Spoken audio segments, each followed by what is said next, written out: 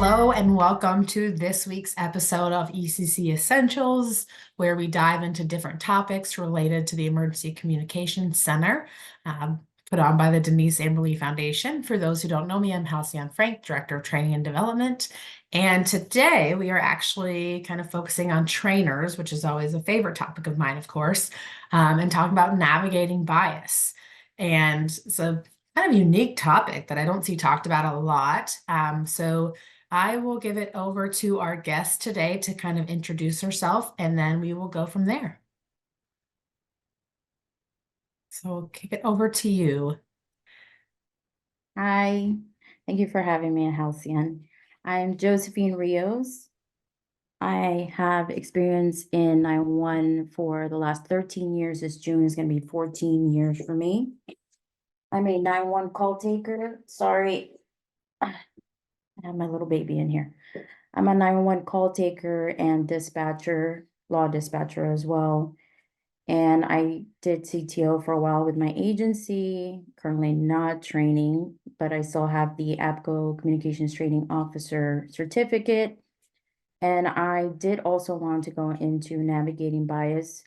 While I was training, most of the issues sometimes with the trainings that I had in remedial, they would express that they didn't feel like their trainers understood them or they didn't communicate properly.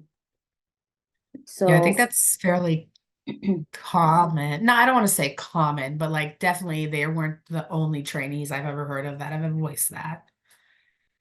so I feel like in bridging that gap with bias, because we all have it, and some of us are like, what? I'm not biased, You but we're know, kind of born with it. oh yes, I will listen to a class, and sorry, because it just made me think about it in a whole new way.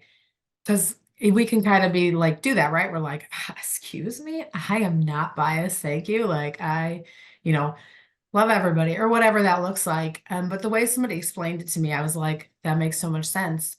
Is that we all have bias because we've all formed these pathways in our brain.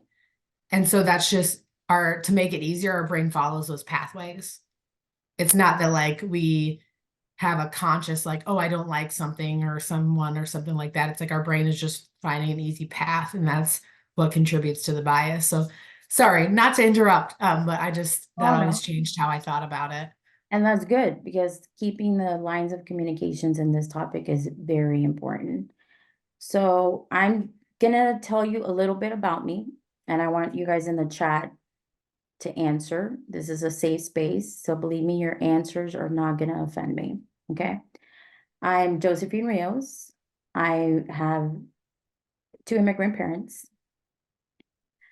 My highest level of education is associates, and I am one of 8 siblings. I am married. So with that information I gave you and what you see physically right now of me, I want you to give me your first thought of me.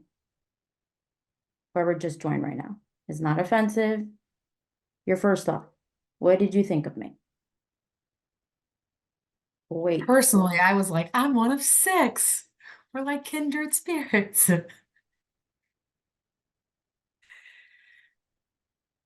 Yeah, these are good. People watching live, family oriented. That's a lot of siblings. Somebody else is like, I'm one of 5. Family motivated, soft speaker. I think I would too. And I don't know that how that would play into the job, but I agree. Like I was like, oh, I'm one of 6. Like, so it feels like a lot of times, I shouldn't say a lot of times, but people from bigger families, I think the assumption is, oh, they must be family oriented. Okay. So these are our soft layered answers. So out of that, I'm going to say, so one, I am Hispanic. The assumption usually when I speak English is, oh, she doesn't have an accent. But my first language is actually Spanish. So I learned English after, and that was through ESOL in school.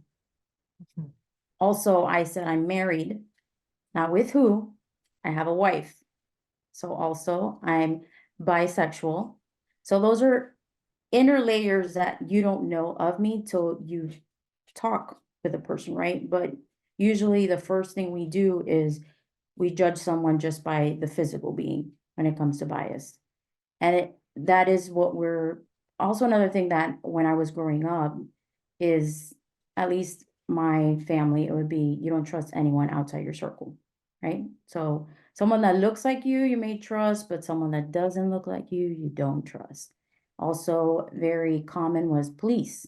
Did you trust police when you were younger? At least for me, it was no, we don't trust them either. So were you more likely to call 911 if you had an incident or domestic incident in your home? For me growing up, I was like, no, not to be trusted. So we wouldn't do that either.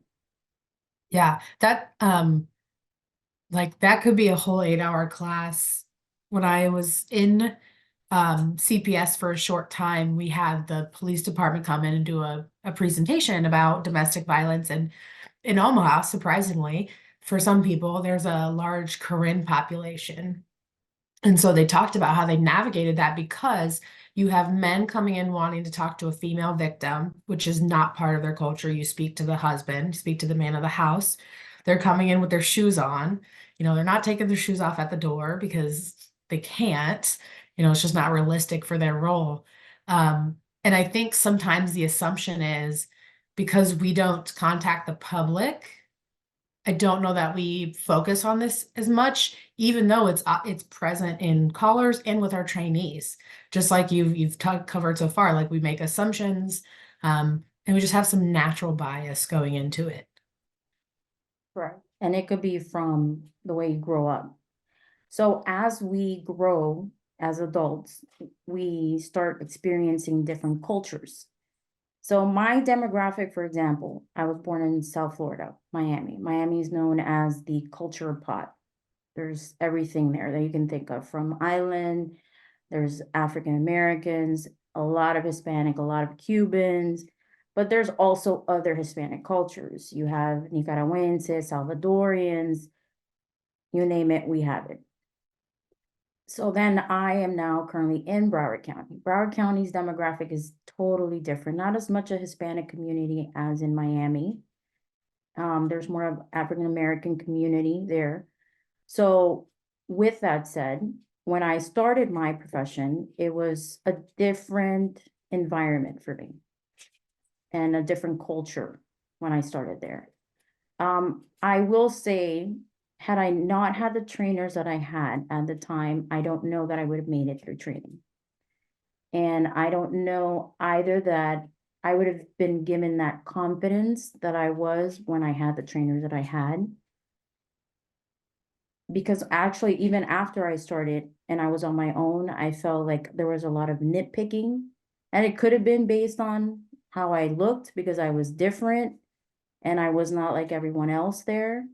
That could be a possibility, but I pushed through those moments. And those are the kind of the things that we have to, I keep hearing we need to stop eating our young. Mhm. But in reality, when you have new people, there's a lot of different mentalities. There's like layers of stuff. It's not just Oh, yes. how the person looks, but it's also you have the senior versus newer hires. Because a lot of the Mhm. things, and I was one of them at that time, like all these fucking new people, they don't know what they're doing. And when I became a trainer, that's when that mask came off. Because I started learning that the person that's coming in is very excited and they're eager to learn, but it's when you're teaching them that that can shift. Depends on how you're getting along with the training. If you're willing Right. to learn information from them, or if you're, I'm sorry, I have a children putting out. You're good. Um, or if you're stopping from the learning because you are stuck in the way you're seeing something and you're not being open to seeing how they learn. And Yes. the communication gap there is usually the issue that you have. Because the last one, for example, I had for remedial, she wasn't getting along with her trainer. She felt like she was isolating her. She was like, I tried to make small talk with her. She just was just sit there and kind of like explain things to me, but not want to engage with her. So as communication training officers, we also have to change that perspective of just do what I tell you to do, and that's it. 100%. Because how do you think that person's feeling while they're training with you and then coming after the fact, their confidence? Where is it going to be if you don't change that mentality? Yes, it's so, and just like you said, because I think that happens so often. They come in excited, and then somebody just, I don't know, like we verbally like kind of just beat the happiness and excite. Like there's just such a mood in dispatch that like we all want to complain about our job and it's so terrible and people are so stupid. And sometimes I just feel like heaven forbid we all go to work and enjoy ourselves. Like who wants to work in a place they don't enjoy? You're there for 12 hours. Like let's have a good time. And so it's so sad to see when you have a trainee. And that's kind of its own bias too, right? Like in my mind, I'm like, because we have this bias that dispatch is negative and not good. And so then we like impart that on other people or we view it through that lens. And so we kind of wanted them to just be misery loves company. So we just want them to be miserable along with us. So in the layers that you have with bias also, it's always going to be, well, there's admin versus the floor, or QA versus the floor, or the trainers versus the floor. So you have to learn how to bridge the gaps within how administration communicates with the floor, your QA communicates with the floor, and your trainers.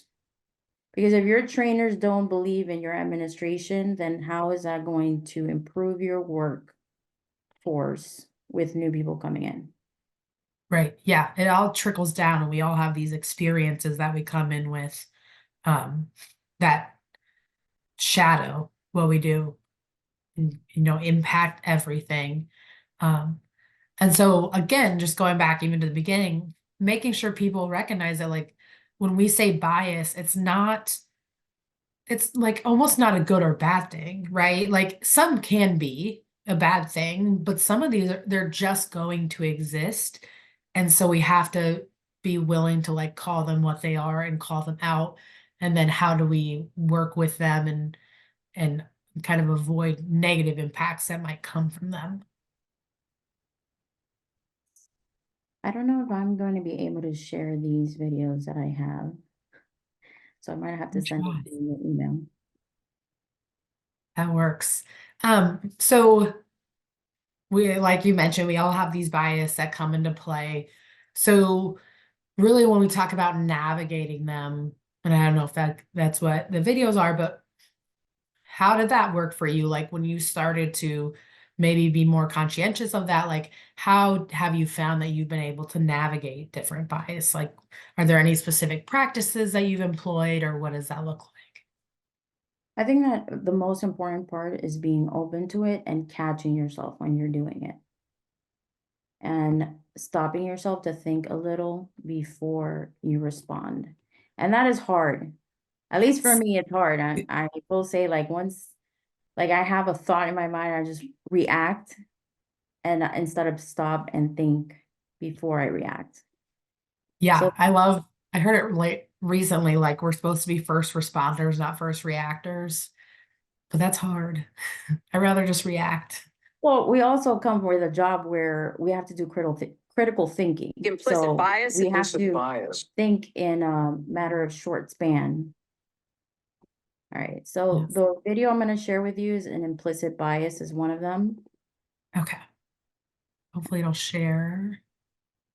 Yeah, I'm gonna have to send it to you because I don't think I can share my screen. Sorry, guys, I'm on Mac. I'm gonna have to email it to Halcyon. Okay. Um, so going off that, like talking about implicit, do you just want to share like what that means or what maybe the different types of bias are as far as implicit? Yes, and that is exactly what this video I'm gonna show you guys once I get it running. Let me know when you get it. So the first one I'm gonna start before we start the video is we have, as we were saying, the visible and invisible dimensions of identity. So as we said, we can immediately see skin, color, hair, face, shape, height, size, and clothing. And we often make inferences about a person based on the visible characteristics of someone. This also goes for when we can hear, and inferences we can make from a person's accent, the language, and vocal tone. The challenge with focusing on the surface is that sometimes those inferences are incorrect. And even if and I lost you now. Hold on. Oopsie, I lost my screen. I was like, I can still see you, so we should be good. Those inferences are incorrect, and even if they're correct, they do not give us the full story of the person. The dimensions that are often unseen reveal much more of the story. This may include dimensions like invisible disabilities, sexual orientation, as I spoke earlier, gender, identity, religion, relationship status, national origin, ancestry, professional or academic experiences. So unless I share these with you, how will you know? Personal interests and hobbies, and so much more. What is beneath the surface is often far more indicative of an individual's sense of self and can illustrate the story of a person's lived experiences, core values, beliefs, expectations, and interpretation of other behaviors. All right, so whenever you're ready, you could share the one for implicit bias.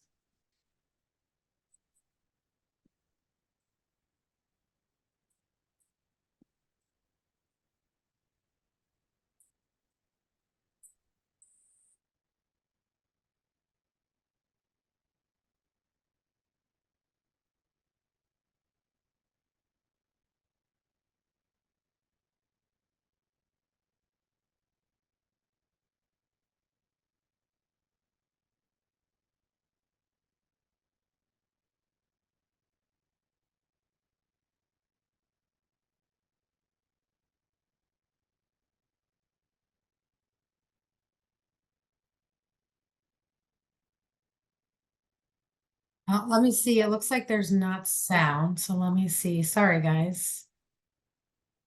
Hi there. I can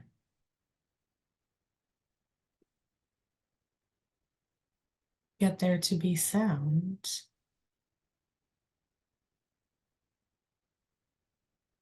There's always technical difficulties. Here we go. Let me see here.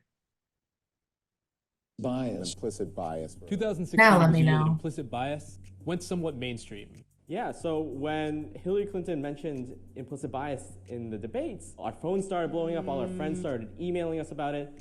But what is implicit bias? Implicit biases are basically thought processes that happen without you even knowing it. Little mental shortcuts that hold judgments you might not agree with. And sometimes those shortcuts are based on race. First, some clarity. Saying someone has an implicit bias is different from calling someone a racist. The word racist is a highly loaded term, right, here in American society. A lot of times, when people are using it, they're thinking of the kind of old-fashioned Ku Klux Klan style racist. But implicit bias isn't anywhere near that, explicit. Implicit bias is something that comes out of ordinary mental functioning, out of how the mind normally works. We've all grown up in a culture with media images, news images, conversations we heard at home, our education. Think of that as a fog we've been breathing our whole life. We'd never even realized it, what we were taking in. And that fog causes associations that lead to biases. I somehow know that if you say peanut butter, I'm going to say jelly. That's an association that's been ingrained in me because throughout my life, peanut butter and jelly are together. And in many forms of media, there is an over-representation of Black men and violent crime being paired together. And because of that, I actually deep down inside have been taught that Black men are violent and aggressive and not to be trusted, that they're criminals, that they're thugs. With all those associations, I'm not trying to let us off the hook, but in some ways, none of us stood a chance. Starting today, we'll post a video a day dealing with one challenge of understanding implicit bias and its relationship to race and exploring ways we might combat the problem. One more thing, if you're seeing this and thinking that it doesn't apply to you, Well, you might be falling prey to the blind spot bias. That's a mental bias that allows you to see biases in others, but not in yourself. We're biased.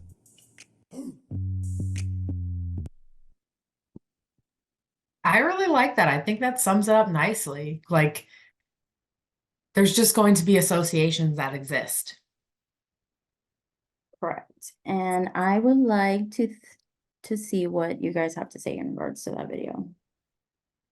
Yeah, so if you have any thoughts, I'm probably going to be using that video now. Because I think there are layers and all those things, but that idea of like the peanut butter and jelly, this has always been associated.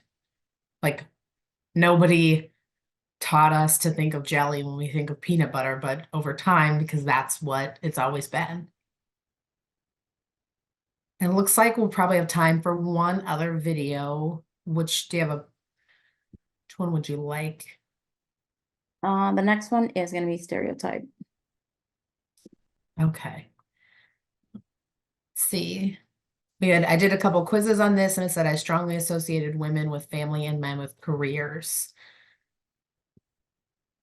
I think I've seen those quizzes. I don't know if I've taken one. I will put the video link in the chat.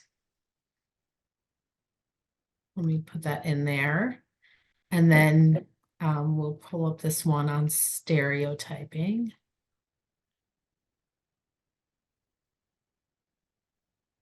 Get that one up here.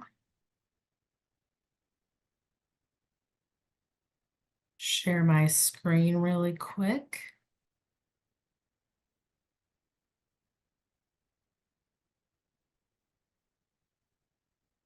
Okay.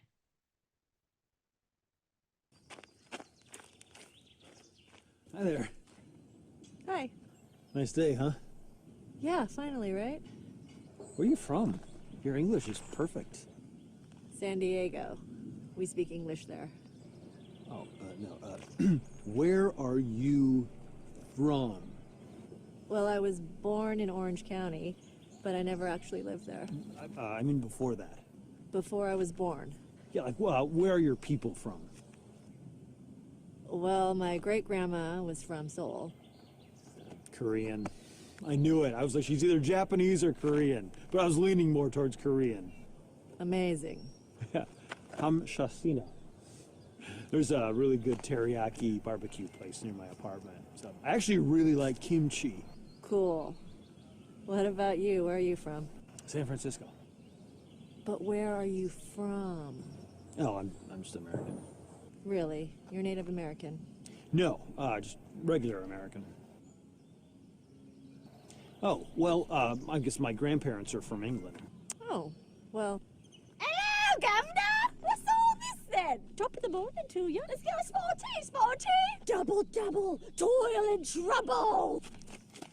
Mind the gap! Beware, Jack the Ripper! Bloody hell! Pip pip! Cheerio! I think your people's fish and chips are amazing. You're weird. Really? I'm weird? Must be a Korean thing.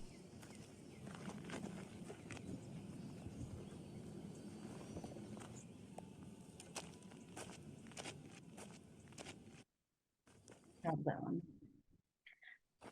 So, anybody have anything to say in regards to stereotypes?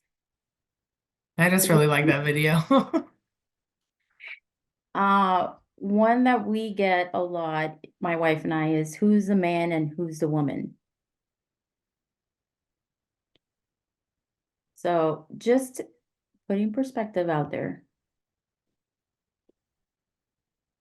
And the last one, since we are running out of time, the one I sent you of race and privilege is a little bit longer. But the one that I want to drive home with is the micro messages and subtle acts of exclusion. This one I definitely want you guys to see. I don't want them to feel as though they can't say anything to me. I mean, if I check them on what they said, they may think I'm an angry Black woman. Let's see here. Mm, Yes, no, I think it's we had one comment, when someone has an opinion, then bias can exist. And I think like that's true, right? Like if we have a thought on something, bias can exist. All right, hold on, because my, Time you put people into a box, it's damaging because it all right. This one is the one that I'm gonna send you, the last one, because it's shorter. 'Cause I know we're running out of time. Any questions while we're working on that? Anything specific anybody was looking for? I know today's episode went by super fast, and it is something that we could just talk about all day. But if you have any questions for Josephine, anything, feel free to throw those in the chat. And we will get those. All right, I just sent that link. Okay. And And also, bias against the younger generation. No, I don't have those, but we can definitely YouTube those if you need them. yeah, I think there's definitely probably some stuff out there about that. Because while there is other ones, I would say that probably, and I don't know if you would agree, but I would say that probably is one of the biggest ones we see, or at least that we talk about, is the idea of like senior eating our young, eating the newer people, or, not literally eating the newer people, but you know what I mean. Well, the senior thing also that a lot of people have to understand, it's not always an age thing. It just could be Right, the year the yes. person is there. Because I have that still also in my profession, is the people that are probably 5 years in are the ones eating the youngs. So it's not always an age thing. That'd be considered stereotyping as well, by the way. All right. Okay. One, did it send out or no? Yes, I will play this. And then it's about 3 minutes, so we're gonna go over. Thank you guys. If you have to hop off, we totally understand. But I will go ahead and play this and let me know if you cannot hear it. That's some microaggressions, right? Oh, it would help if I shared the screen so everybody could see it. Sorry, guys. Let me try this again.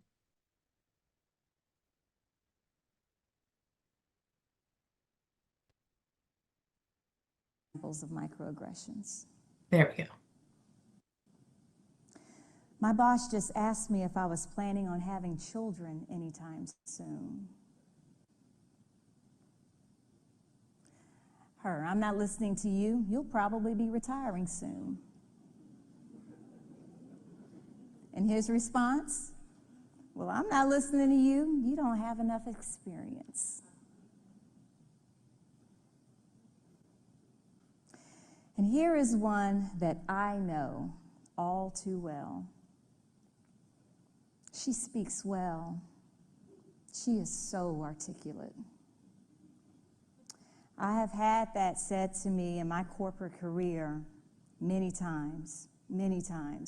And I know that the person or people who have said that to me, they didn't mean any harm. In fact, they meant it to be a compliment. But see, the unspoken is that they're surprised that a person who looks like me can speak like this. I want to tell you that microaggressions, they're like paper cuts. They're very small, they're very slight, but they hurt so much. Anytime you put people into a box, it's damaging because it limits people's perceptions of you. And internally, when people have experienced microaggressions, I want you to know what they're thinking. Did he just say what I think he just said? Am I interpreting this correctly? What did he mean by that? I don't want them to feel as though they can't say anything to me. I mean, if I check them on what they said, they may think I'm an angry black woman. If I speak up, it is only going to make it worse. I don't want to seem like I'm unapproachable. That's the internal cognition of people who have received these slights. And let me be very clear about microaggressions. The truth is, we've all said them. And I want you to know the impact of microaggressions, because this is about awareness, and we have to be aware of what we say, what comes out, how we come across on the other side. This is what happens when we say these microaggressions. They can kill a person's confidence. They magnify a person's differences in ways that can be alienating. That's the opposite of inclusion. And that can lead to anxiety and depression. They reduce workplace productivity. They cause employee turnover. They can potentially lead to a lawsuit. So microaggressions are small, but they're very serious. And here's a stat for you. 60%, according to the 2016 National Study on Satisfaction at Work, 60% of workers would quit a job immediately if they felt emotionally unsafe due to harassment or offensive behavior.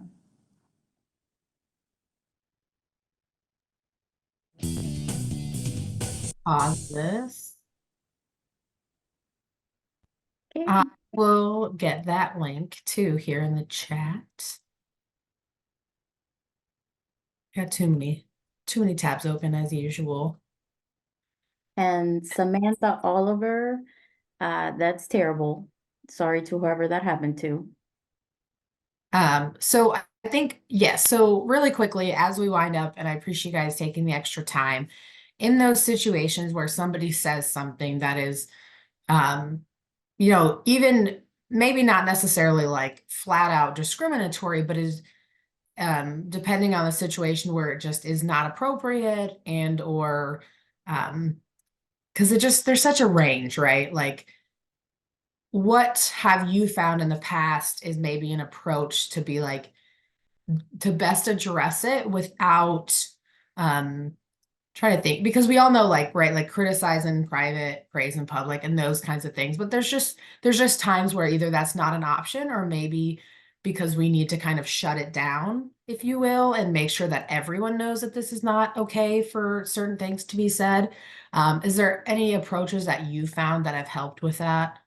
Well, one time I did tell a friend that she's like, squirrel, when she sees something, like when we're dispatching, and she texts me on the side and she was like, hey, just FYI, I didn't appreciate the comment that you made towards like the squirrel comment.